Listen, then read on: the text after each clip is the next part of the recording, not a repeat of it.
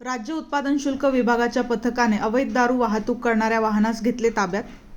दिनांक 15 जानेवारी रोजी निरीक्षक ए.पी. मते यांना राज्य उत्पादन शुल्क सीमा तपासणी नाका हाडाखेड तालुका शिरपूर जिल्हा धुळे मध्य प्रदेश राज्यालगत सीमावर्ती भागात गस्त घालत असताना गुप्त बातमीदारामार्फत बातमी मिळाली होती।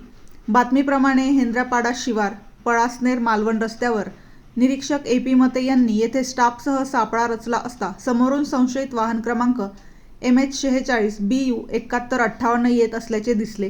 त्यास थांबण्याचा इशारा केला असता सदर वाहनाच्या चालकाने वाहन रस्त्याच्या कडेला उभे केले।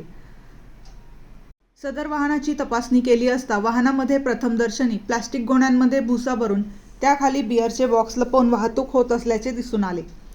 यामध्ये बडवायझर, मॅग्नम तीव्र बिअर, पॉवरकूल स्ट्रॉंग बिअर 500 मिली क्षमतेच्या ब्रँड एकूण 70 बॉक्स व वाहनासह 8,53,000 असा एकूण मुद्देमाल जप्त करण्यात आला आहे।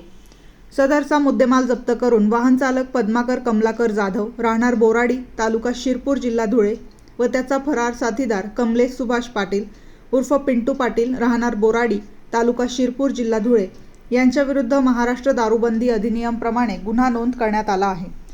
सदरची कारवाई ए.पी. मते निरीक्षक राज्य उत्पादन शुल्क सीमा तपासणी नाका हाडाखेड जवान संयंत्री गोरख पाटील, प्रशांत बोरसे, ए.पी. म्हस्के, केतन जाधव, जवान वाहन चालक निलेश मोरे यांच्या पथकानं सदरची कारवाई केली असून पुढील तपास श्रीमती स्वाती काकडे अधीक्षक राज्य उत्पादन शुल्क धुळे यांच्या मार्गदर्शनाखाली ए.पी. मते निरीक्षक राज्य उत्पादन शुल्क सीमा तपासणी नाका हाडाखेड तालुका शिरपूर जिल्हा धुळे हे करत आहेत।